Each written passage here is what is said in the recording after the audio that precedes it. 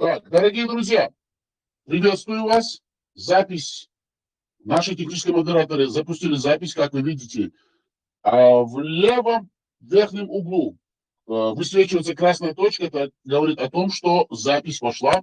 У нас сегодня в гостях один из видных политических деятелей Чеченской Республики, современников, живущих и ранее действующих политиков со времен Советского Союза, а также со времен развала Советского Союза, на изломе эпох, когда становилась чеченская государственность, когда чеченцы, воспользовавшись историческим моментом, взяли бразды правления своей республики, национальной своей республики в свои руки и постарались, и они успешно это сделали, восстановить свою государственность. Они не то что воссоздали, они создали именно Чеченскую республику, независимую, суверенную, со всеми атрибутами, а также со всеми органами власти.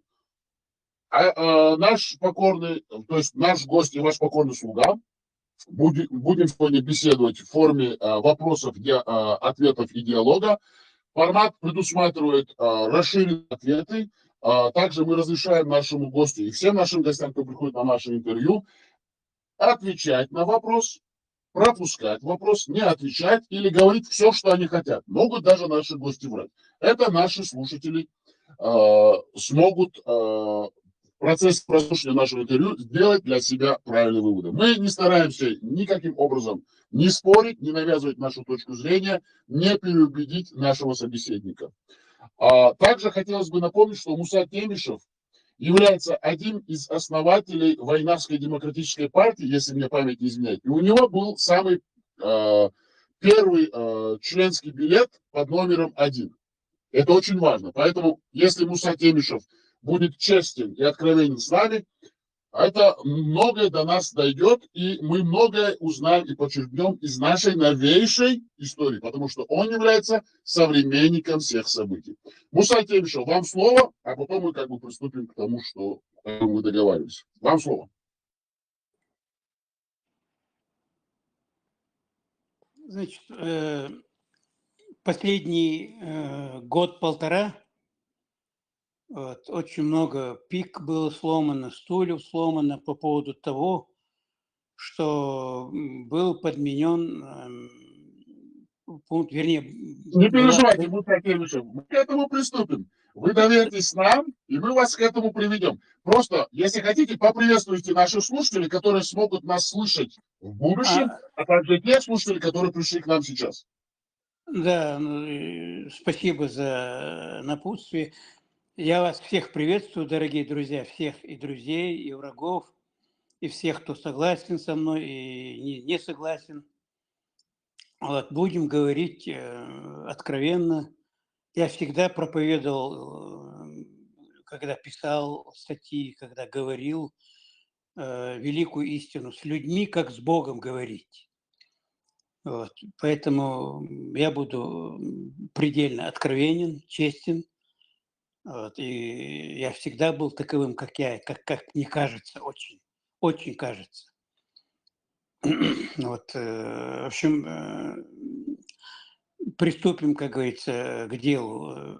Все, Муса, смотрите, если даже многие наши слушатели вас знают, но когда мы будем выкладывать нашу сегодняшнюю беседу в форме интервью и такой расширенной дискуссии, многие, возможно, вас не знают, которые не являются этническими чеченцами, и те, которые не связаны с историей Чеченской Республики, а также нашей чеченской нации. Не могли бы вы, вот вы как человек, как бы вы хотели, чтобы вас люди узнавали, и как бы вы хотели представиться людям? Если хотите коротко, если хотите развернуто, это ваше право. Представьтесь, как вы хотите, чтобы вас узнавали люди. Пожалуйста, вам слово. Ну, я всегда был журналистом, остаюсь таковым. Представьте меня как чеченский журналист. С меня этого достаточно.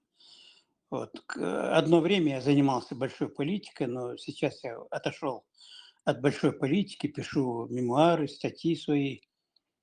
Вот. Ну, журналистика, как и медицина, профессия вечная. Поэтому я продолжаю заниматься журналистикой. Вот и все.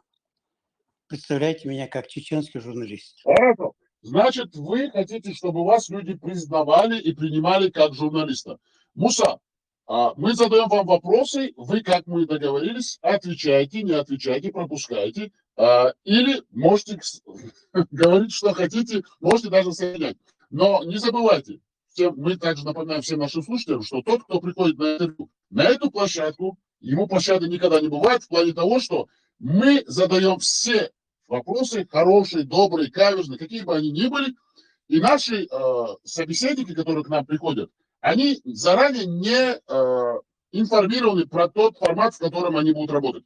И Муса сейчас это поймет, и это он подтвердит. Муса, вот вы говорите, я журналист, мы вас поняли, мы вас принимаем как журналиста. Скажите, пожалуйста, где вы родились? На территории Чеченской Республики или вне территории Чеченской Республики? В Казахстане, в изгнании я родился, закончил там 4 класса, потом переехали в Грозный, в Грозном закончил 8 классов. После отличного окончания 8 класса вынужден был идти на работу и учебу продолжить в вечерней школе рабочей молодежи. Значит, работал на производстве, на разных производствах. В 70-м году поступил на очное отделение факультета журналистики, закончил факультет, работал в центральных газетах Союза. И в 1987 году, когда перестройка набирала темпы, когда можно было не волноваться, что тебя тут же расстреляют за крамолу, вот, я со своим другом Абу-Муслимом Садасаном с головой ушли мы в подпольную революционную деятельность. Вот. Что? Смотрите, Муса, подождите, сейчас мы сейчас к этому придем. Мы ко всему придем. Вот вы говорите, я родился вне территории Чеченской Республики, Да. вы родились за пределами. Ваше детство, оно было наполнено лишений, горечи, нехваткой еды. Как к вам относились люди? Вас называли, вы чувствовали себя полноправным членом того государства в то время, которое называлось Советский Союз? Ну, трудности, конечно, были трудности, но у меня отец был немного такой деятельный, и очень больших трудностей, в отличие от многих других, наша семья не испытывала. Вот. Но трудности были, гонения были из-за моих хулиганских поступков. Отца моего однажды даже посадили, 3 месяца он сидел под следствием. Вот. Но это долгая история, отдельная история, очень поучительная. Понятно. И очень... Ну так, смотрите, значит, вы были непоседы. Просто для нашего широкого зрителя и слушателя, потому что нужно понимать, я объясняю, почему этот вопрос вам будет задаваться, вы выросли, вы родились на территории Казахстана, я так понял, да? Правильно? Да, Казахстана. Да, это очень важно, и поэтому мы вам задаем вопрос. Казахстан очень огромная страна, вторая после России в бывшем Советском Союзе. И все Да. это, кто знает географию, не понимает. Там очень много разных климатических поясов. И география очень разнообразна у Казахстана. Вот вы жили в какой части? Не надо называть именно место, если хотите, Северный Казахстан, Южный Казахстан или Северо-Западный Казахстан. Я в станции Алга Актюбинской области, там климат был резко континентальный, летом собачья жара, зимой собачьи морозы. Вот, а кто понимает, о чем речь, они сразу поймут, в каких условиях климатических жил наш уважаемый, дорогой гость. Тяжелое детство, заполненное лишениями, а также всеми теми проблемами, которые Муса Темишев может рассказать, но это не является сюжетом сегодняшней нашей дискуссии. Муса, вот вы вернулись в Чеченскую Республику. Вы помните те времена? Как вы, если хотите коротко, хотите объемно, широко. Когда вы возвращались на территорию Чеченской Республики, можете немножко рассказать нам? Я был ребенком, в 1957 году мы вернулись. В Грозном чеченцам буквально невозможно было пристроиться, нам создавали препятствия, и мы вернулись, чеченцы не все сразу, а по чайной ложке, как говорится. Поэтому нас сначала было очень мало, местное население, русские, нас избивали там и так далее. Я был маленьким ребенком, мне приходилось ходить с ножом, чтобы защитить себя. Прошу прощения, Муса. Прошу прощения, сколько вам было в то время лет? Мне было 8 лет мне было. Вот. И, значит, даже мне, ребенку, приходилось ходить с ножом. Вот. Как чуть-чуть я сразу пускал в ход нож, потому что другого пути у меня не было. И в конце концов меня даже старшеклассники уже боялись, знали, что если что, я применю нож сразу. Вот. Хорошо, Обстановка понятно. была ужасная. Население было откровенно враждебное к нам. Вот. И в 1958 году даже возникло восстание. Там одного старика стал избивать демобилизованный матрос здоровенный. Этот старик вытащил нож и убил его ударом ножа. В самооборону он применил холодное оружие, не так ли, Муса? Да. Конечно, самооборона. Тот молодой здоровый бугай был, вот, избивал его, там, чечен, проклятый, бандит, там, и так далее. Ну, вот. А этот старик был, там, ему в то время, там, под 70 лет, говорят, было. Вот. Ну, тут вытащил нож и ножом его пырнул и убил. И сразу его тело там вынесли перед обкомом партии, расположили, там люди собрались, в общем, и практически весь город Грозный восстал. Там лозунги были, там «Долой чеченцев», их обратно выслать, они бандиты, там и так далее. Вот. Я даже помню по радио, центральному радио московскому, время от времени, через каждые полчаса, по-моему, диктор все время призывал: спокойно, товарищи, там чеченцы не все там плохие, среди них есть хорошие, там пятое, десятое, там это. А потом как-то даже один из дикторов говорил: в Грозном возникло спонтанное восстание, Чечено-ингушский обком ушел в глубокое подполье. Вот такая была Муса, картина. мы знаем, что вы можете много рассказать об этих событиях, и это на самом деле важные исторические события, они задокументированы, и кто знает об этих событиях, они прекрасно об этом помнят. А также спасибо вам за то, что вы напомнили об этих событиях по возвращению в Чеченскую Республику коренного чеченского населения. А тогда еще один вопрос. Вот когда вы вернулись на территорию Чеченской Республики, на историческую родину, вы поселились где? Ваша семья поселилась где? А в городе Грозном или в каком-нибудь селе именно нашей Чеченской Республики? В городе Грозном, в Октябрьском районе, в таком худосочном бараке, там 2 комнатушки у нас было. Вот, поселились там, ждали квартиру долго. Вот, на нас мало кто обращал внимание. Меня сестра отдала в интернат, 9-й интернат Старопромысловского района. Очень хороший интернат был, шикарный интернат. Я вот сейчас вспоминаю, там нас одевали, кормили шикарно. Учителя были великолепные, учили прекрасно. Я учился на круглой пятерке, всегда был на доске почета там и так далее. В общем, вот этот период моего детства, он у меня был очень счастливый.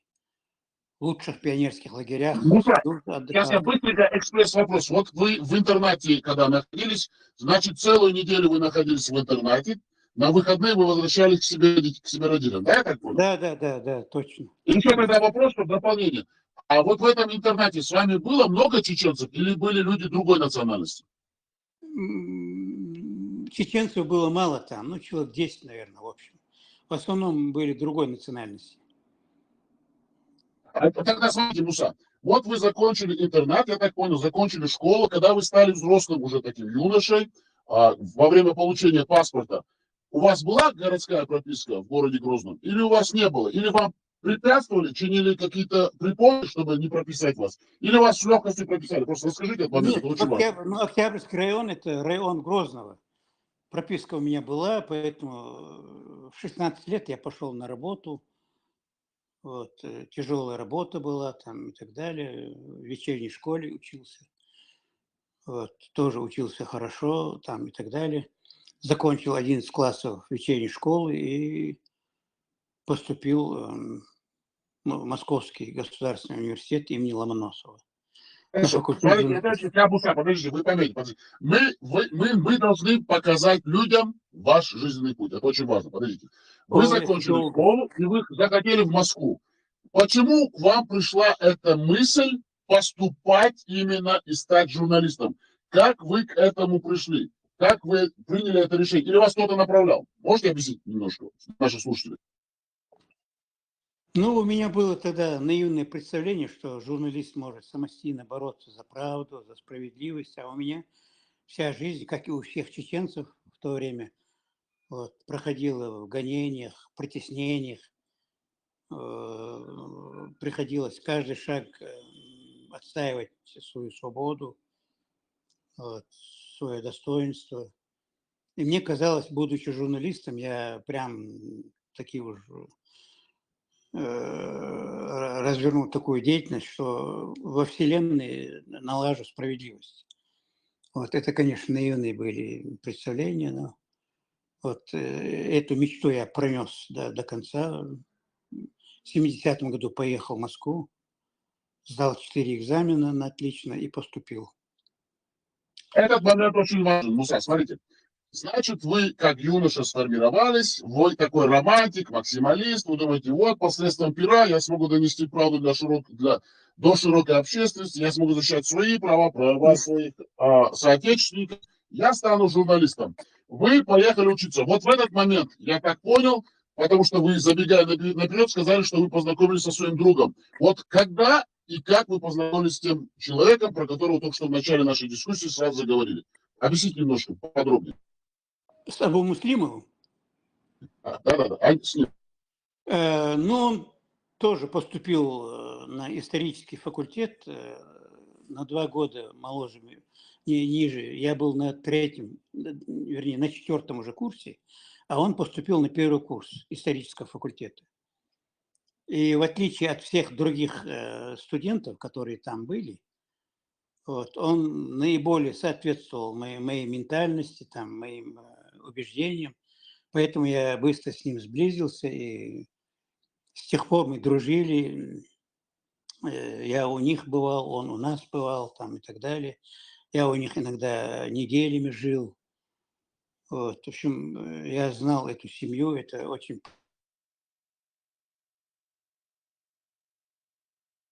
Вас не слышно, Муса, вас не слышно. Значит... Сейчас слышно, говорите. Слышно, да? Вот. В Слышно. общем, он поступил на исторический факультет, и его убеждения, они были созвучны с моими убеждениями. Вот. Поэтому я с ним сблизился, потом мы дружили с семьями. Вот. Очень порядочная семья, такая... В общем, учился он тоже отлично, великолепно. На 3-м курсе он немецкий язык знал в совершенстве. Я помню, на 3-м или на 4-м курсе он был. Там из ГДР была группа стажеров. Вот он среди них там цитировал Гёте, там Гейне. Они даже поражались. Они даже не знали вот, этого Гейне, Гёте, там Шиллера, как Сайда-сан. Язык он немецкий знал в совершенстве. И, кстати говоря, диплом и диссертацию он, когда он писал, он больше ориентировался на первоисточники немецкие, чем на русские. Вот. В общем, ну, такой великолепный парень, чеченец был, полноценный. Был здесь. Да, понятно. Смотрите, Муса, вот вы, значит, с ним познакомились в Москве. До Москвы в Чеченской Республике вы с ним знакомы не были? Не был.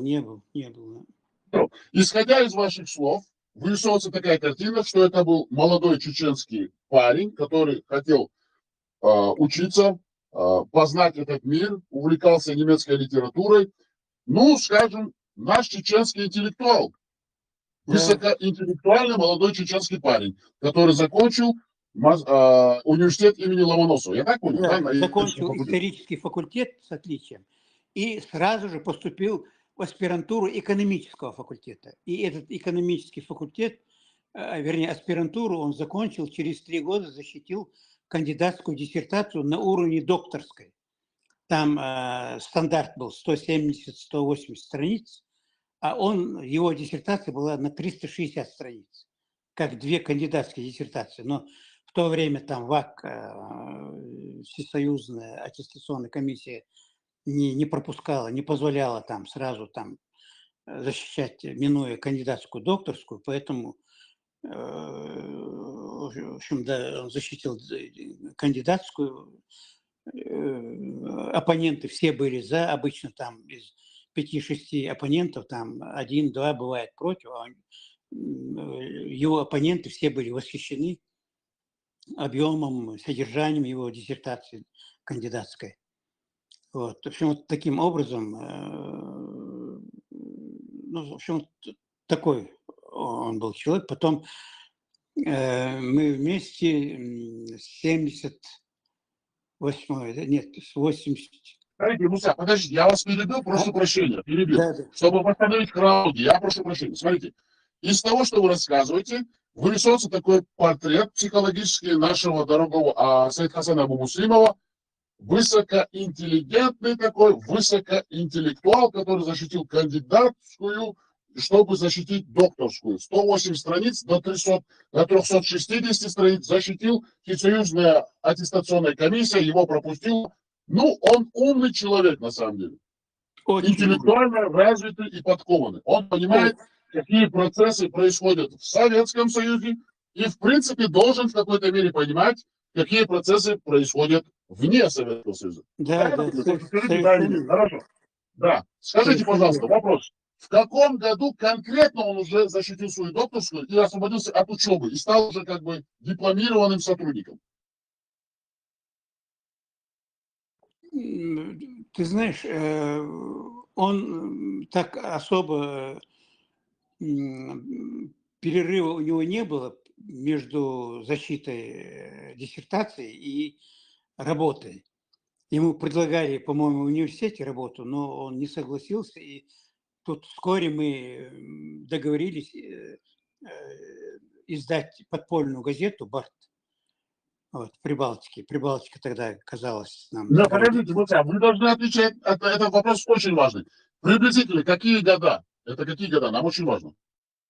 87-й год, да, 86-й, 87-й год. Смотрите, как вы поймете, я вас потихоньку, как бы сейчас вы поймете, почему мы задаем вопрос. Вы в то время уже закончили свое высшее образование, вы не пошли дальше по учебе? Я-то в то время работал в центральных газетах, корреспондентом работал. Уже закончили свою учебу, уже были на работе, понятно? Да, я был на работе, да. А он учился в аспирантуре.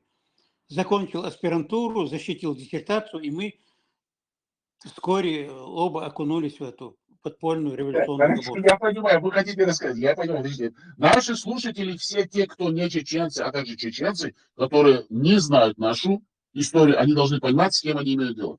Значит, вы уже закончив учебу, будучи профессиональным журналистом, поддерживали контакты с Саидхасаном Абу-Муслимовым, который продолжал учебу. Когда он закончил свою учебу, вы потихоньку, в силу ваших одних и тех же политических взглядов, именно национальной принадлежности, в силу того, что ваши права ущемлялись, вы как-то вот на подсознательном, на именно, можно сказать, культурно-генетическом коде решили все-таки защищать права своей нации. Я так понял? И вы решили заняться тем, чем вы можете. Создавать газету. Я так понял из ваших слов?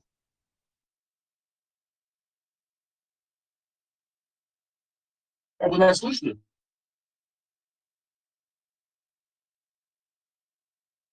Муса, вы нас слышите или нет? Вас не слышно, Муса. Я слышу. Да, вот поэтому мы подвели. Газета. Вот вы начали издавать газету. Это ваша первая такая политическая деятельность на территории бывшего Советского Союза. Приблизительно года 87 до 90, правильно? До 90-го года, да. Мы создавали газету «Барт». сначала в Прибалтике, потом меня депутат наш Матек Саакашвили познакомил с Гамсахурди. Нам Гамсахурди помогал еще тогда, когда он не был президентом даже.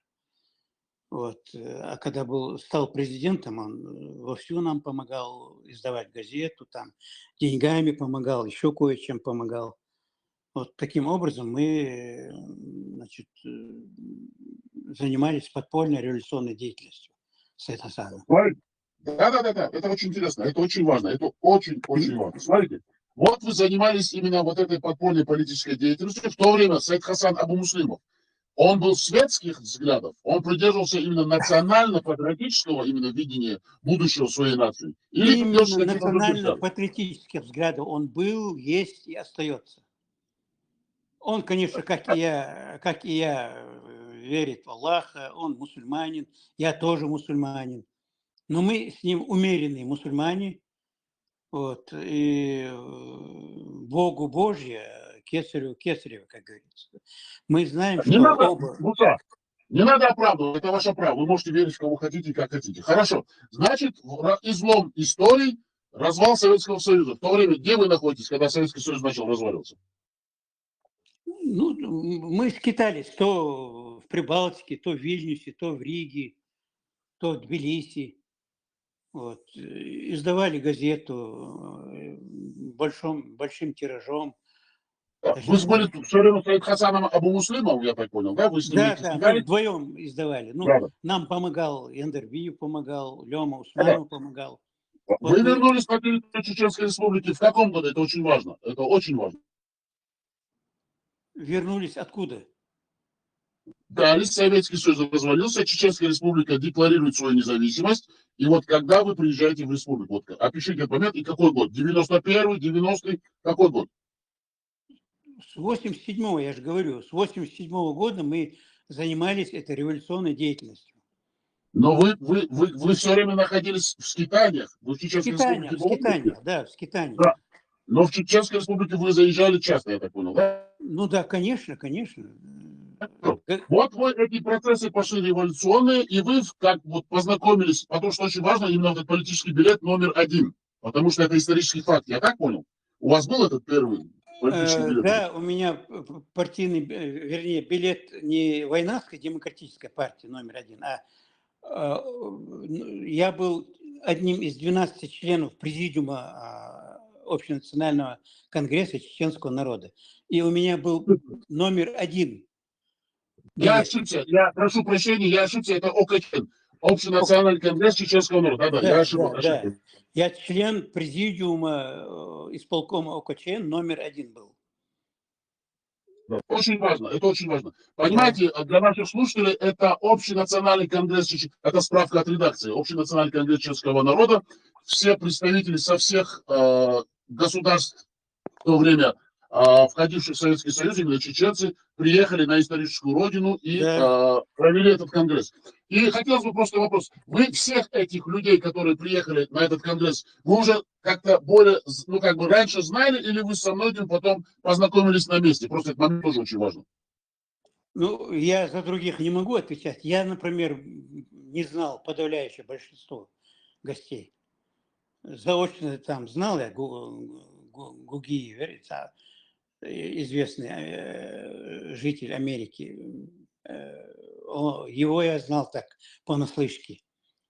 Вот, еще там кого-то. Но в основном, ну там было много-много из Америки, из Иордании, из Сирии, из Турции. Я никого не знал. Там я познакомился, правда, с некоторыми из них. Смотрите, Муса, значит, вот эти все чеченцы приехали, ну, как бы посланники чеченской нации, общин, на территорию, в то время освободившейся от русского колониального гнета, именно так и надо называть своими именами, в столицу нашей Родины, Чеченскую Республику, город Грозный, приехали, вы являлись по факту, потому что у вас первый партийный билет ЧН, и организатором этого общенационального конгресса чеченского народа, я так понял, да?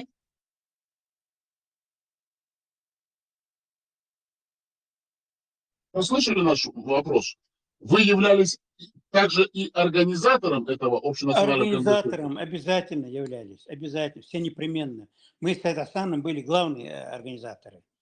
Яндербиев, там остальные у нас путались под ногами, если быть откровенным. Понятно. Смотрите, и сразу мы уже как бы приходим к тому, как бы, ну, мы подходим к тому, к чему мы и хотели как бы подойти. Вот во время знаменитого выступления тогда генерала авиации Джохара Дудаева вы присутствовали в здании цирка или нет?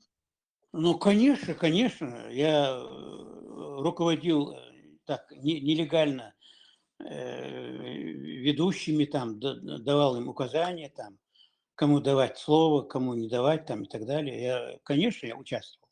Обязательно. Да, да. Муса, смотрите, опишите ваши ощущения. Была ли у вас такая эйфория? Наконец-то я освободился, я стал человеком. Или вы думали, да, мы как бы освободились, но это длится будет. Ну, вот ваши ощущения, вы в то время все-таки были более-менее молодым человеком, и ощущение того, вот, моя нация освободилась. Просто опишите ваше состояние, какое было состояние у людей. Вот если можете, конечно.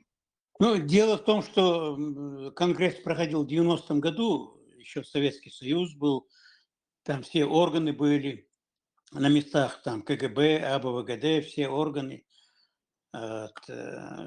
Поэтому ощущение было, конечно, что мы взялись за рукоять меча, вот, но махать им придется очень долго и кроваво. Такое полуобреченное состояние было, но я был в эйфории, и все мы, по-моему, были в эйфории в то время. Все-таки мы имели уже возможность заявить о своем желании быть свободными. И когда в первый день съезда, там съезд был 2 дня, значит, перерыв, обеденный перерыв, мне предложили познакомиться с Дудаевым, я отказался знакомиться с ним. Мечка Дудаев, из-за до Хакаюш, и на Боше. Нах Дитеркиш. Потом генерал, если бы он не был стукачом, его не пропустили бы генералы там. Вот такие слухи были. Поэтому я отказался даже с ним знакомиться. И потом уже он выступил, ну, мы ему дали 7 минут на выступление. Он выступил с такой шикарной речью, там, чеченцам нужен суверенитет, как и любому другому народу. Иногда говорят, на нас пошлет, Москва пошлет танки, но под танки лечь можно там и так далее. В общем, произнес такую речь, и я стал сам себя ну, не осуждать. Думаю, да аудлу хилерахсу. Он такой оказался. У меня сразу, я так на волнах памяти, там, Измаил Бей Лермонтова, там, поэму, там, ушел в этой поэме, там, молодой чеченский мальчик во время Кавказской войны был увезен в Петербург, и там воспитан, там, в офицерском этом, и когда он вырос, стал офицером, узнал, что черкесский народ воюет, он приехал на родину и возглавил восстание черкесов. Я сразу, вот, у меня в мыслях вот эта параллель, я так подумал, он, видимо, всю свою жизнь посвятил тому, чтобы прорваться к какой-то там власти, да, и принести пользу своему народу. Я тогда сам уже к концу первого дня сам к нему подошел, извинился даже перед ним. Там есть свидетели живые. Вот, Жахар, я был о тебе плохого мнения. Вот, из-за уже диксак дал дуквах, из-за уже или было сон кентир вахора, сэн кентир вахираси. Вот, мы все были восхищены его этим, и у меня сразу возникла мысль, хорошо бы его втянуть, поскольку он стопроцентный патриот, как я понял, втянуть, значит, исполком, который мы намечали на этом съезде, выбрать. Вот. Но это уже отдельная история. Мы его из гостей, он был гостем, я дал указание Махадевери, по Гудермесскому избирательному округу руководитель, я ему дал указание, чтобы он быстро подготовил документы и сделал его делегатом, чтобы мы имели возможность его избрать в исполком. Вот таким образом мы его избрали в исполком, а в исполкоме на заседании мы его избрали в президиум. И уже на заседании президиума избрали председателем. Вот. Ну, мы надеялись, что он будет там боевым слоном, там, расправиться с нами, там, ну, кто я такой был, или Яндербиев, или Сейд Асан, обыкновенный смертный, там, нас мало кто знал. На мне висело уголовное дело, я там фельетон написал на муфти Северного Кавказа, Тасюли Верх муфти, развратник. Вот. И на меня возбудили уголовное дело за клевету против этого муфтия. Вот. Ну, вот такие мы были все. А этот генерал, его посадить будет трудно, убить будет трудно. Вот. И мы, в общем, избрали его председателем, он согласился, к счастью, сразу же.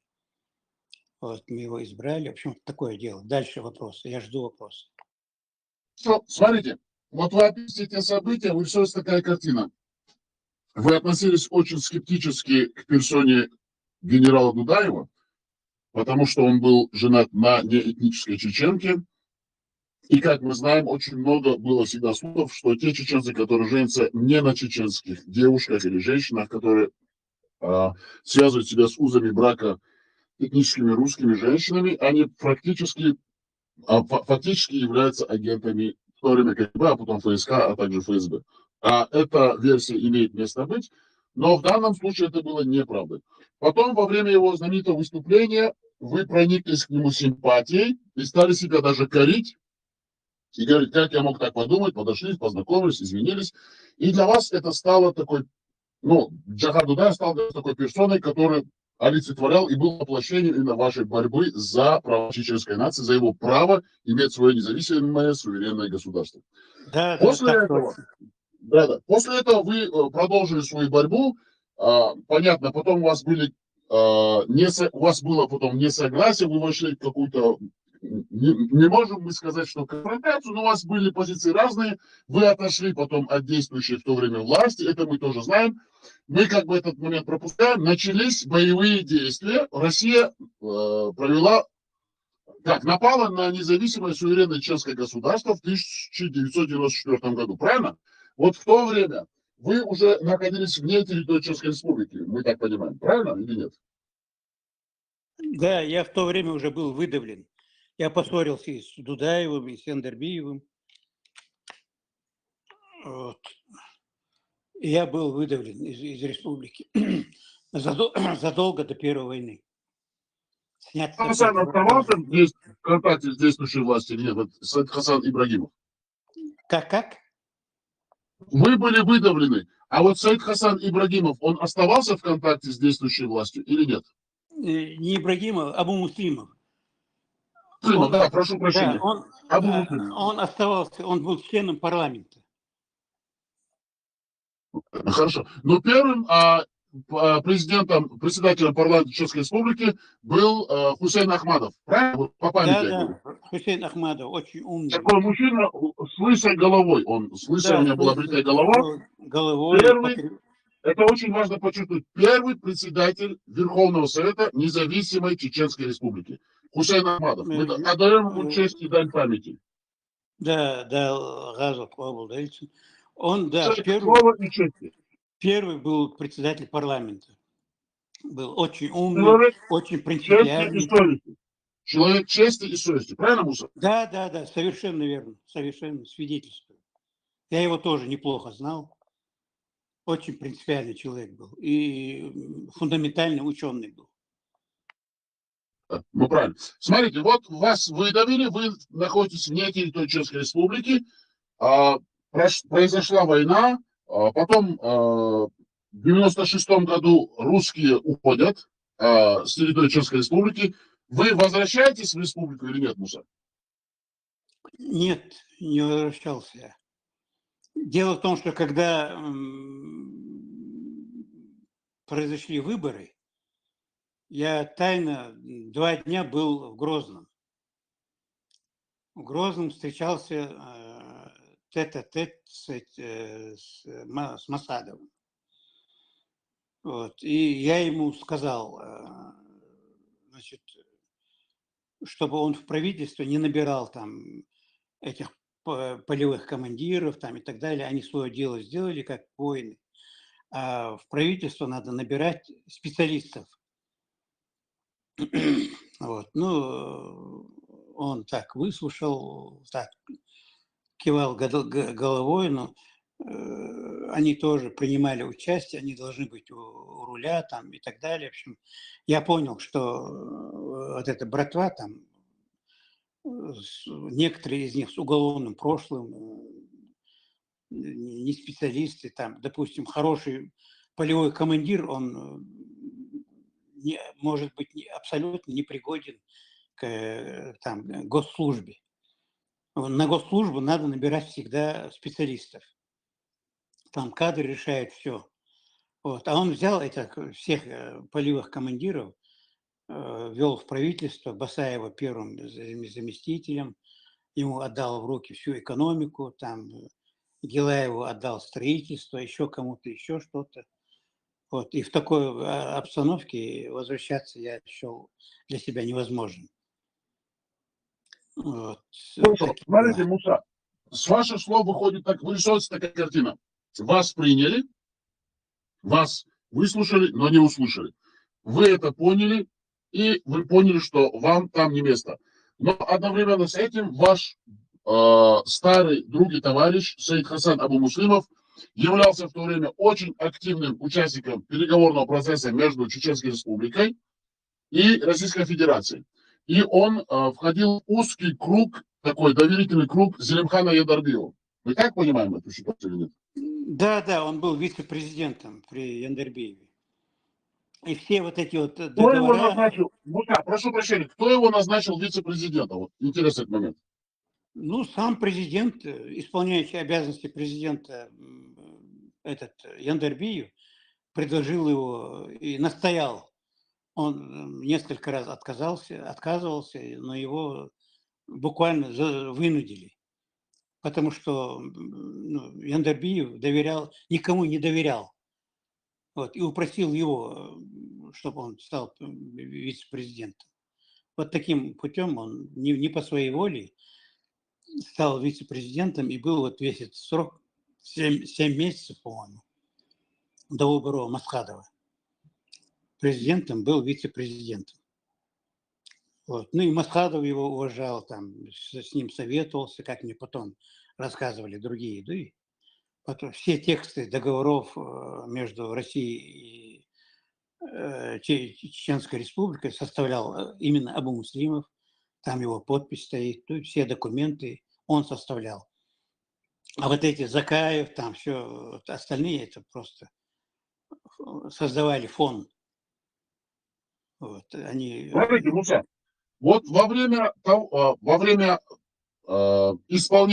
временного исполнения обязанностей президента вследствие террористического акта и убийства первого президента Чеченской Республики российскими террористическими бандами, российскими террористическими вооруженными формированиями на территории независимой Чеченской Республики, которая в то время была оккупирована этими же бандами, российским террористическим образованием, Саид Хасан Абу-Муслимов был вице-президентом по указу Зелимхана Яндарбиева.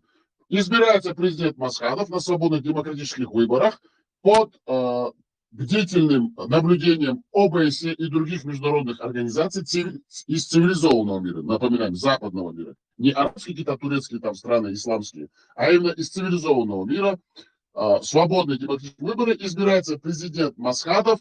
В то время Саид Хасан Абу-Муслимов потом во время президентства Масхадова занимал какую должность? Вы знаете или нет? Он, по-моему, я с Абу-Муслимом давно не связывался. Нет, он не занимал никакую должность. Он, по-моему, даже отказался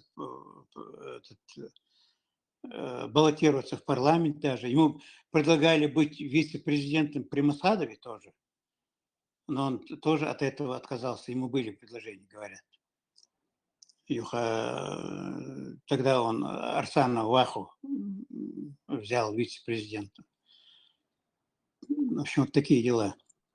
Но я уже в то время мало общался с Абу Муслимом, со всеми У вас был домашними. просто разрыв, и в то время не было таких возможностей, как сейчас, интернет, телефоны, мы понимаем, вы с ним не были в таком уже контакте в прямом, но поддерживали дружеские приятельские отношения, но в контакте, как сейчас, вы не были. И вы в то время были вне территории Чеченской Республики, а Абу Муслимов, с ваших слов, выходит, не был на государственной службе. Мы вас правильно поняли? Да, по-моему, он не был на государственной службе, я у него не спрашивал. Он сейчас очень болен. Не важно, не надо о его состоянии, это мы не будем о нем говорить в таком формате. Хорошо, вот вы потом, как вы знаете, вы являетесь все-таки свидетелем этих исторических событий. Чеченская Республика во время президентских выборов Аслана Масхадова, ну и других кандидатов, она основывала, вообще эти выборы основывались на Конституции от 1992 года. Правильно? Да, да, да. Это является основополагающим, фундаментальным, базовым документом нашей Чеченской Республики. И у меня сейчас в руках Конституция 1992 года, я всегда буду читать, Муса. Вы знаете, что мы очень серьезно подходим к нашим слушателям, и к нашим гостям, и мы всегда ссылаемся и работаем с документами. Здесь написано: постановление парламента Чеченской Республики, город Грозный, 12 марта 1992 года, номер 108 о порядке вступления в силу Конституции Чеченской Республики. Эта Конституция Чеченской Республики является основным базовым документом независимого суверенного чеченского государства. Президентские выборы, а также парламентские выборы после Первой войны с Российской Федерацией на территории Чеченской Республики под наблюдением ОБСЕ и других международных организаций основывались и базировались на этой Конституции. Вы знаете, и мы все знаем, что чеченское государство или власть, скажем так, власть именно, которая осуществляла бразды правления на территории Чеченской Республики, взяла крен именно в сторону исламизации, так называемого исламского права шариата. Это было так или нет, Муса? Это было так, но надо возвратиться в 92 год, чтобы осветить этот вопрос. Дело в том, что крен на шариат был взят почти с самого начала. Жахар организовал комитет, как же он назывался? Конституционный комитет во главе с этим Имаевым. Он Это бывший прокурор, генеральный прокурор. Да, генеральный прокурор и министр да. юстиции там, и так далее. Вот он был во главе этого комитета. И этот комитет разработал конституцию шариатскую, сугубо шариатскую. Там даже были там прописаны там, за воровство руку отрубать там, и так далее. В общем, самую мракобесную конституцию, проект конституции этот комитет разработал. И этот проект был представлен парламенту, первому парламенту еще. И парламент отверг, решительно отверг этот вариант, который был представлен ставленником Дудаева, Имаевым, Османом Имаевым, потому что слишком мракобесно было. Да? Вот. И приняли вот эту вот конституцию, которая сейчас у тебя на руках, как говорится. Да? Вот. И так, Шолову, значит, нажим на то, чтобы в республике был шариат, он не продолжал, он продолжался. Парламент сопротивлялся, вот, а давление продолжалось. И дело дошло до того, что в октябре, по-моему, 93-го года, старшие должны помнить, был громадный митинг, там больше 500 000, наверное, человек было. Там вся площадь, там мосты, улицы, все было запружено народом. И вот эти вот там несколько бородачей, наших стариков, значит, выступали там, требовали азан шлесто, что шариат надо немедленно шариат надо немедленно, Бог. Ну, и вот, на митингах требовали шариат. Вот. А именно вот этот Абу Муслимов, кстати говоря, пытался разъяснять на этом митинге, что шариат просто так объявлять нельзя, надо быть готовым к шариату, надо иметь богословие, люди должны быть подготовлены к шариату. Мы религиозная безграмотность у нас, мы не знаем, что такое шариат. Если мы сейчас примем сразу шариатское государство, правление, то много будет ошибок, много крови может пролиться, Бог. Ну и Абу Муслимов убеждал и на митинге, и статьи у него есть, я как-нибудь опубликую его статьи по этому поводу. Вот. Ну и однажды, 18, по-моему, апреля, в общем, число я сейчас не буду, я сам забыл, в парламент, во время заседания парламента огромная толпа во главе с одним депутатом парламента, который ныне корчит из себя демократа. Не буду сейчас пока его называть. Я могу сказать, тут так не пройдет. Здесь очень серьезные люди сидят. Вы, если есть возможность, назовите его имя, фамилию все-таки. Я в вашей серьезности не сомневаюсь нисколько. Ну, в общем, во главе с этим депутатом парламента они вошли и, в общем, ну как, я... Вы не называете его имя, да, я так понял? Вы его не называете. Если не хотите, не называйте. Просто мы вам перезадаем вопрос. Если есть возможность, назовите. Я скоро сделаю отдельный ролик, в котором я назову его обязательно. Хорошо, ладно, продолжайте, мы вас слушаем. Это самое, как я провел собственное журналистское расследование по этой теме. Я вот эти несколько месяцев занимался там, беседовал там со своими соратниками, там, с бывшими депутатами, там, я много узнал новое для себя даже. И вот, как мне рассказали очевидцы, вошли, в общем, огромная толпа озверелая вошла в парламент, и этот депутат парламента указал, вот, ишбук да дягал, шар дягал, шар маватки бог, ишбук алды. В общем, указал на парламент, в общем, и они там стали угрожать им смертью там и так далее. Прошу прощения, я вынужден вас перебить, прошу прощения, просто тысячу извинений. Это какие года, вот вы расскажете сейчас вот этот про парламент? 93-й год. Я Что, вам говорю. продолжайте. 93-й год.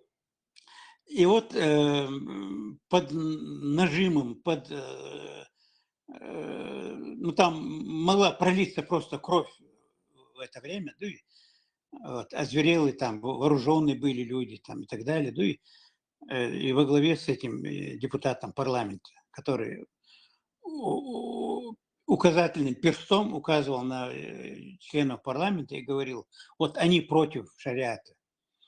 Вот, и они заставили парламент принять поправку, как же она называлась, такая мягкая формулировка была, государственная религия Чеченской Республики, ислам, вот что-то такое, да, вот впервые тогда, в 93-м году именно, вот, под напором озверелой толпы, вот, парламент принял.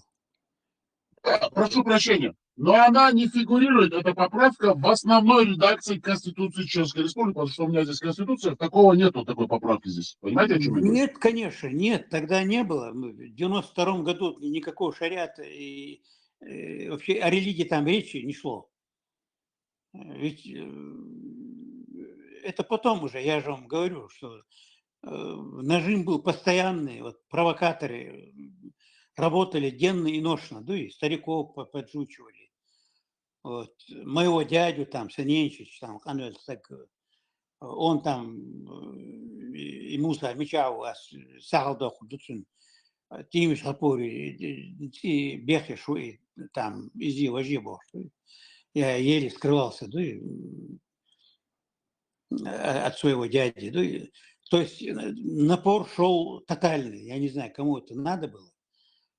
Вот. Но в 93-м году был первый напор, потом в 96-м, по-моему, это надо будет еще уточнить. Да, в 96-м вы правы, это было в 96-м, да. Да, Говорите в дальше, что нужно. 96-м году несколько этих полевых командиров тоже, которые не знают ни А, ни Б, там, очень далекие от теории государства права, там приняли там решение объявить шариатское государство. Вот первую поправку, вернее, вторую уже поправку там они сделали.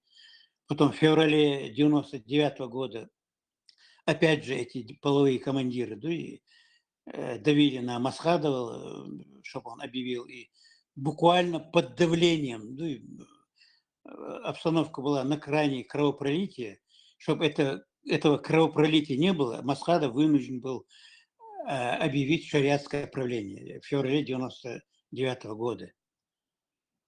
Вот таким образом. Вот. Ну, что самое главное, я хочу вам заметить, вот к изменению Конституции, к подмене вот этой 6-й статьи, Абу Муслимов не Четвертое, имеет, Муса. Четвертое. 4-я, да, статьи Абу Муслимов Саидасан не имеет никакого отношения абсолютно. К нему имеет отношение Идигов, Яндарбиев, отчасти Басаев, Гилаев, вот это братья. А Саид Асан всегда говорил, что и при мне говорил, он и после меня говорил, что надо, чтобы ввести шариат, мы должны быть готовы к шариату. Сейчас надо построить светское государство.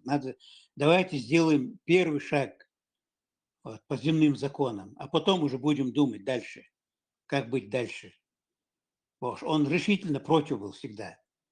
У него специальная статья была за 92-й, по-моему, год, знаменитая его статья, тоже его ругали за это, где он говорит, обосновывает, что надо построить земное, обыкновенное правовое государство сначала, а потом там дальше будет видно там и так далее. Ну и вот эту статью тоже я опубликую, да, Аллах. Вот такая ситуация. Хорошо, Муса, вы видели, мы вас специально не перебивали, именно когда важные моменты, потому что эта хронология, она должна как бы рассказана, какие процессы происходили. Но чувствуется, смотрите, я вам скажу, как есть, чувствуется, что вы выгораживаете все-таки своего лучшего друга детства, скажем так, юности, Саид Хасана Абу Муслимова. Но мы Я знаем, его что... не Сейчас, не выгораживаю. переживайте, не переживайте, мы вам дадим слово, не переживайте, Муса. Но мы знаем, что Саид Хасан Абу Муслимов являлся самым близким и доверенным соратником Зелимхана Яндарбиева. Это факт, потому что ваш покойный слуга все эти процессы видел своими личными глазами. Возможно, он не причастен, а возможно и причастен, потому что вы там не были. Но мы всегда даем возможность вам, конечно же, занять ту позицию, которая выгодна для Саид Хасана Абу Муслимова. Хорошо, смотрите, давайте мы сделаем так. У Я вам него, зачитаю. подожди, дай я перебью на секунду. У него с Яндарбиевым Зелимханом постоянно были трения. Постоянно у него были трения. И я его не выгораживаю, он не нуждается в выгораживании. Я говорю истину, как она была, как она есть. Он не причастен абсолютно к изменению. Он всегда был за Сунха-Маха. Мы постоянно все эти годы обсуждали, как нужно там и так далее. И я, и он, и еще там наши, там, Салама Бог, Савер, он при штурме этой Майкопской бригады Газу погиб. Мы там 5-6 человек всегда говорили, что государство должно быть правовое просто, земное государство надо. Согласно теории государственного права, и построить с разделением ветвей власти там и так далее. И потом уже, если общество созреет для принятия ислама там и так далее, саламом дахалхны газу, к сожалению. Вот. Я знаю, как он мыслил, и я читал его статьи. В то время я был в Москве, но я читал его статьи, где он опять обосновывает необходимость построения земного государства, светского государства. Я его не выгораживаю, абсолютно. Закончили, Муса? Закончили? Да, я закончил. Да. Мы, редакция этого канала, а также ваш слуга, не ставит под сомнение то, что говорите вы. Мы вам донесли видение со стороны, так получается, так, видно со стороны такое, знаете, видение создается, что вы стараетесь его выгородить. Мы как бы это озвучили. А мы под сомнение то, что вы говорите, мы не ставим. Это ваше право говорить, что вы хотите. Вы историческая личность, вы рассказываете про свою жизнь, а также про своих друзей. Это ваше право. Хорошо. Муса, знаете, что мы сделаем сейчас? Мы зачитаем статью 4 Конституции Чеченской Республики, потому что очень важно знать, о чем мы говорим. Вы не против, Муса, что мы зачитали эту статью? Нет, конечно. Дорогие друзья, статья 3. Это очень важно, потому что 3 статья, она очень важна, поэтому мы акцентируем все-таки внимание на эту статью, хотя речь идет о статье 4, но здесь важна статья 3 тоже. Статья 3 Конституции Чеченской Республики, которая была принята, сейчас мы прочитаем, 12 марта 1992 года, еще раз повторяю, номер 108. Хорошо, парламентом Чеченской Республики одобрено и принято. В ней говорится в статье 3, человек является высшей ценностью и главной целью политики государства. Чеченская Республика уважает и охраняет права человека, обеспечивает равные возможности для свободного развития личности, гарантирует социальную справедливость и защищенность личности. Права человека в Чеченской Республике обеспечиваются в соответствии с общепризнанными принципами и нормами международного права. Это очень важно. Потому что Чеченская Республика, она всегда все свои законы принимала и базировалась, и основывались они на принципах международного права, именно цивилизованного международного права. Да. Теми странами именно цивилизованы не диктаторскими режимами, не исламскими, не другими какими-то авторитарными, а именно цивилизованным западным миром. И поэтому это было очень важно. Поэтому мы зачитали эту статью принципами и нормами международного права. Сейчас мы зачитаем статью 4, потому что это очень важная статья в Конституции Чеченской Республики, которая была заменена вот этими всеми так называемыми политическими деятелями, горе-деятелями, которым они провозгласили, что основополагающим законом Чеченской Республики является Коран и Сунна. Это нонсенс. Если вы говорите в Конституции, закрепляете это в базовом, фундаментальном документе государства, что законом является Коран и Сунна, то все другие статьи, они отпадают, они не имеют никакой силы. Они не могут действовать, потому что Коран и Сунна не предполагают никакого другого видения вещей, кроме так называемого шариата, который построен на хадисах. Тоже в какой-то мере и в частности. Так, зачитаем статью 4. Статья 4 Конституции Чеченской Республики от 1992 года. Государство, его органы и должностные лица служат всему обществу, а не какой-то его части. Оно способствует консолидации всех социальных слоев и групп, наций и народностей Чеченской Республики на основе социальной справедливости, гражданского согласия и мира. Демократия в Чеченской Республике осуществляется на основе политического и идеологического плюрализма. Для тех, кто не понимает слово плюрализм, это значит много может быть мнений, зрений, и путем договоров люди приходят к какому-то общему согласию. Плюрализм это называется. Мы это объясняем, потому что многие наши чеченские слушатели нехорошо знают русский язык. Поэтому мы обязаны это объяснять. Правда, никакая идеология не может устанавливаться в качестве официальной идеологии. Повторяем фразу, это очень важно. Никакая идеология не может устанавливаться в качестве официальной идеологии. Партии и иные общественные объединения создаются и действуют в рамках Конституции. Запрещаются политические партии и иные общественные объединения, которые пропагандируют, заостряя ваше внимание, это очень-очень-очень важно, расовую, национальную, социальную, религиозную, классовую вражду, призывают к насилию и неспровержению конституционного строя. Не допускается создание деятельности политических партий в государственных органах, вооруженных силах, а также на государственных предприятиях и в учебно-воспитательных заведениях. Решения партийных организаций не могут иметь обязующей силы для государственных органов, государственных учреждений, организаций и предприятий, их работников при выполнении ими служебных обязанностей. Религиозные объединения отделены от государства, самостоятельно управляют своими делами и действуют независимо от его органов. Государство поддерживает общественно полезную деятельность религиозных объединений. Закон определяет порядок регистрации общественных и религиозных объединений, а также политических партий и движений. Политические партии и движения, общественные и религиозные объединения, зарегистрированные в установленном законном порядке, обладают правами юридического лица, свободно пользуются и распоряжаются принадлежащими им сооружениями, иным имуществом и фондами.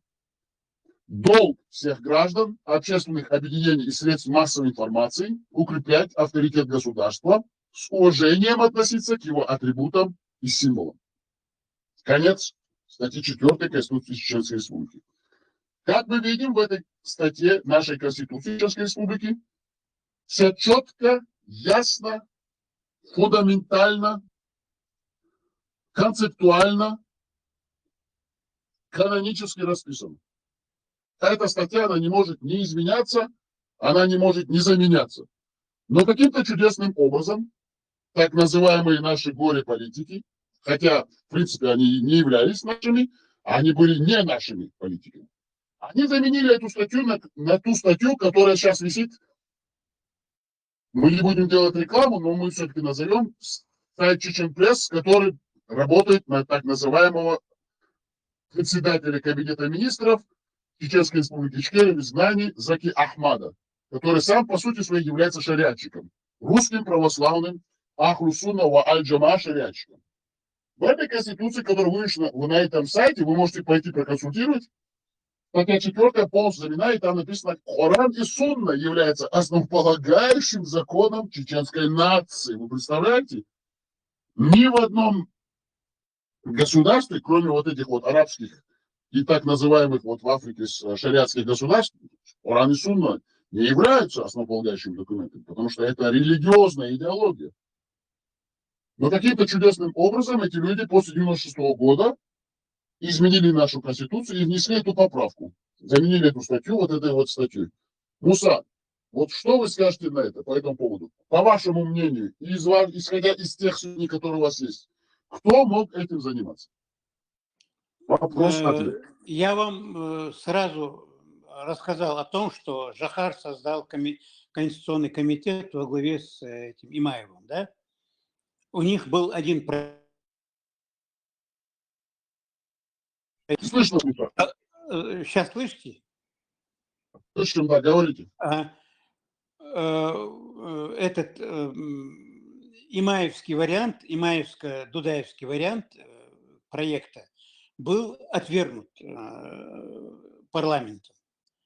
Был отвергнут, и несколько парламентариев, в том числе Абу Муслимов, Бек Межидов, я знаю точно, и, в общем, несколько вот депутатов, в том числе Саид Асан, составляли именно вот то, что ты сейчас зачитал.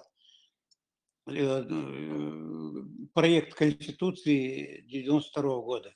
Они, именно эти депутаты, в пику имаевскому варианту вот, написали текст шведской Конституции. Именно они. Абу Муслимов, Бек Межидов, Ихван Гириханов, как бы вы к нему не относились, Вот, он очень сильный юрист, он тоже принимал участие. Вот они приняли именно вот этот вариант, который ты зачитал. Вот.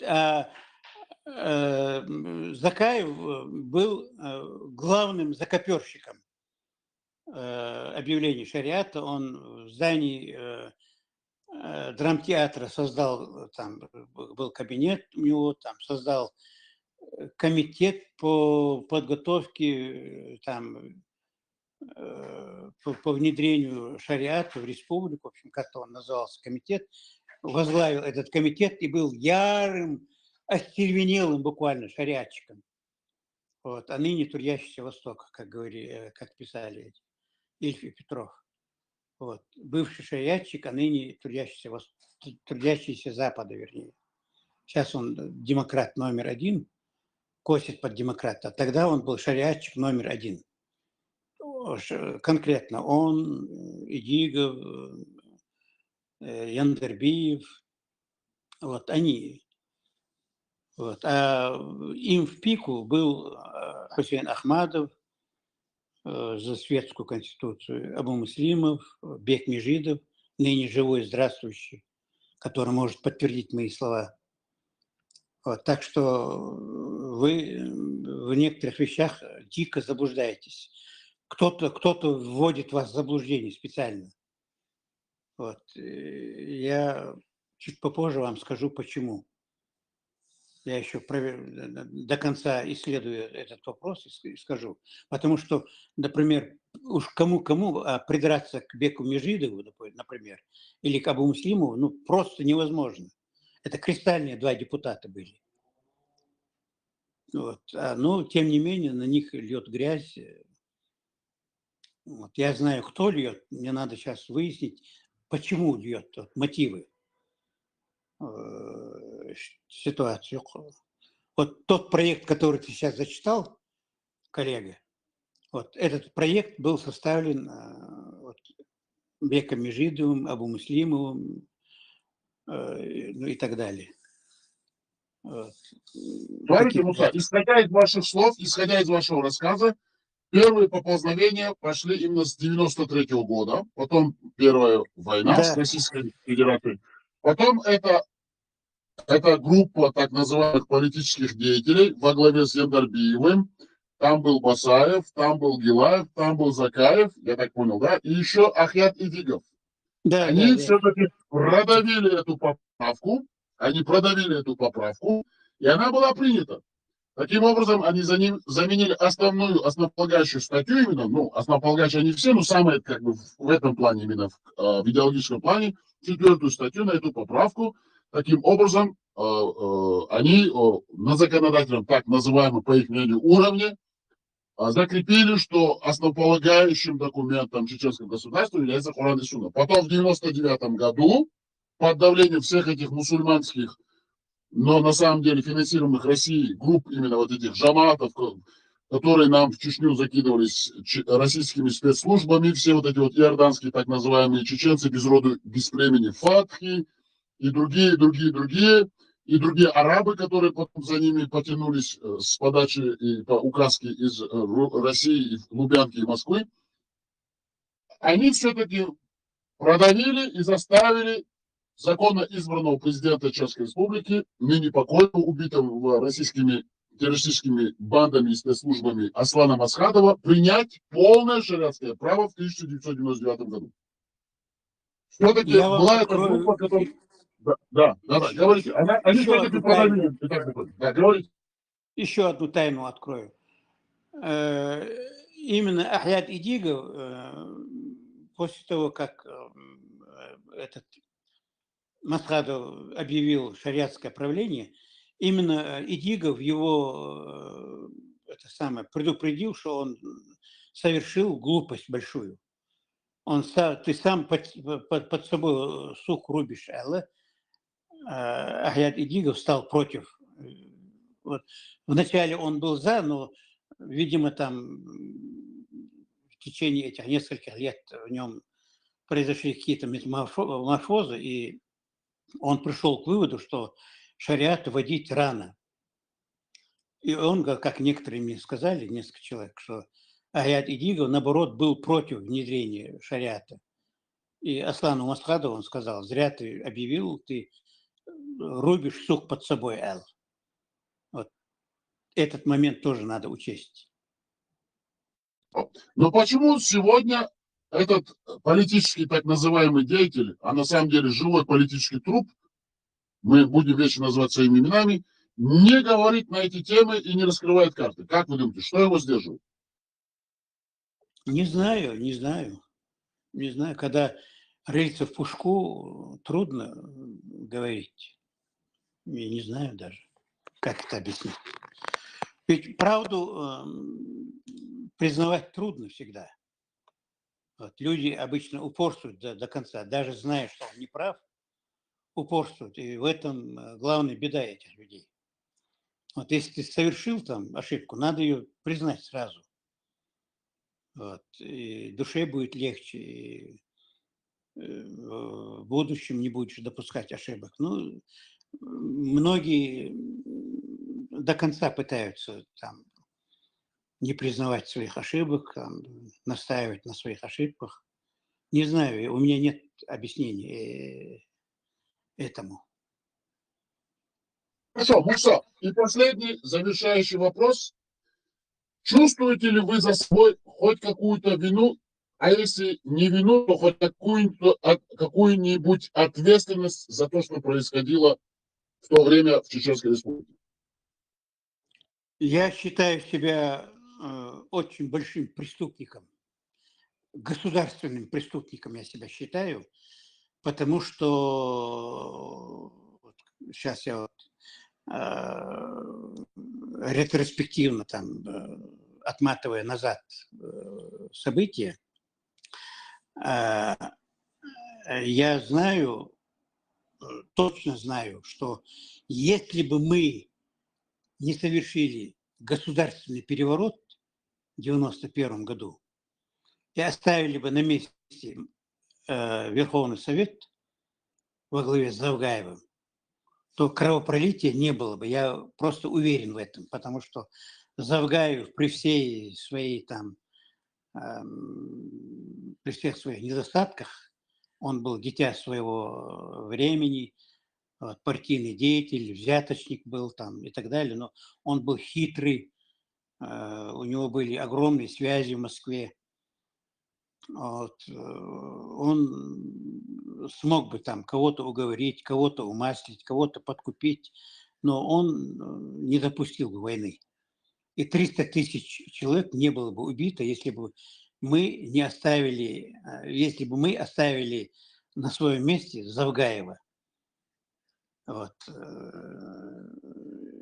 А в свержении Завгаева я сыграл, к великому моему сожалению, выдающуюся роль. Исключительно выдающуюся роль. Вот. В этом мое главное преступление. Вот. Я всю оставшуюся жизнь буду каяться в этом. Я закончил. Да, хорошо, смотрите, Муса.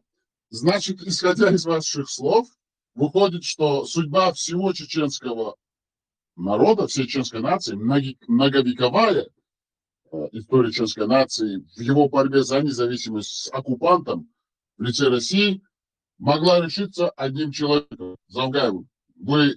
Я думаю, что вы все-таки переоцениваете все-таки эту личность, потому что ни одна личность не может решать ход истории и волеизъявление народа и нации в его порыве и стремлении к свободе. Никто не может решать за нацию. Понимаете, о чем речь? Это ход истории. Я же не о том. Я личность эту знаю лично, с ним встречался там и так далее, беседовал. Это, в общем-то, личность Пашиба чуть ниже среднего. Я его не переоцениваю. Я говорю, он был хитрый, он был партократ, он знал все ходы-выходы, все, большой интриган был, богатый человек был. Он бы все это, мы независимость могли, у нас уже была независимость, уже при Завгаеве у нас была независимость. Он велел мечети строить там, партии создавать там, все, зеленый свет повсюду. Прямое это сообщение авиа там с Эмиратами, с Турцией, это при Завгаеве было, не при Дудаеве. Вот, мы просто кусочек отхватили там 91 год и первую половину 92 года, и все, лавочку прикрыли. Именно при Завгаеве все это было.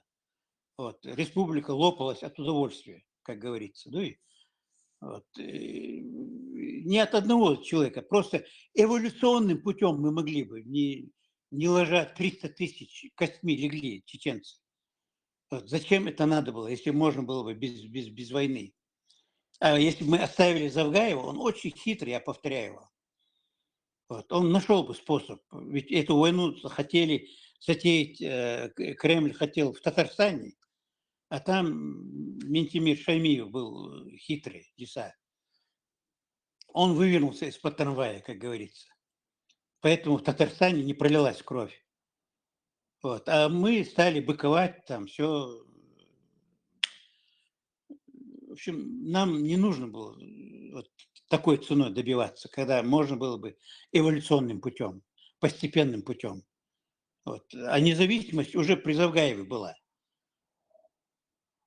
Вот. Последний период правления Завгаева полная независимость была, полная демократия была, абсолютно полная. Вот. Это надо признавать. Бахал Надеюсь, вы не программируйтесь до конца. Да, кто-то вас надоумливает, там, поджучивает, а вы раз стали хлебаете и до конца прете. Да, надо любое событие со всех концов рассматривать. Да, сон лично Завгаев, Барковаться вез, там, он был взяточник, я знаю, ну, партократ, но при этом партократии у нас уже была полная, наиполнейшая свобода. Была такая свобода, что больше у нас, ну, да, свобода вряд ли будет в будущем. Вот. Все полное, все, уже никого не сажали, мечети строили, там, церкви строили, выборы были, там, не подтасовывали. Вот. Все вопросы внутренней политики решала улица. Вот. Ну, в хорошем смысле улицы, не... То есть мнение народа было во главе угла. Вот. И в свержении Завгаева я принял выдающуюся роль, сыграл я там, к моему сожалению. И это является моим главным преступлением именно. Вот. Я считаю себя государственным преступником. Хорошо. Смотрите, давайте я вам зачитаю один текст. Я думаю, он будет очень познавательным и хорошим для наших слушателей, а также для тех всех, кто нас услышит. Можно обманывать часть народа все время, можно обманывать весь народ некоторое время, но нельзя все время обманывать весь народ. Авраам Линкольн, президент Соединенных Штатов Америки, 1861, и он закончил свою жизнь в 1865 году. На этих прекрасных словах мы завершаем сегодняшнее интервью с нашим гостем Мусой Темишевым. Как вы видели, мы не старались ни переубедить, ни навязать свое мнение. Мы дали возможность нашему гостю сказать свое видение вещей, дали возможность ответить на наши вопросы. А уж вам, дорогие слушатели, судить, был ли Муса Темишев с вами откровенным, и смог ли он донести все-таки тот ход событий исторических, и смог ли он до вас донести именно ту правду, которую хотел. Поэтому он для нас был очень ценен. Мы благодарим Мусу Темишева, который пришел к нам с открытым забралом. Это один из немногих современников и тех людей, которые были именно в гуще событий тех времен. Он является на самом деле современником тех событий. Поэтому он нам был очень ценен, и мы за это его благодарим. Огромное вам спасибо, Муса. Надеемся, что вы приходите к нам не в последний раз. Вы были много раз на наших площадках. Нам было очень приятно вас услышать. А мы выносим наше интервью на суд наших слушателей, а также тех, кто нас будет слушать в дальнейшем. Вы разрешаете, чтобы мы выложили этот формат именно на всех наших информационных площадках, Муса? Да, конечно, пожалуйста, у меня нет секретов от людей. У меня никогда не было секретов. Огромное спасибо, дорогие слушатели, дорогие друзья, а также те, кто будет нас слушать.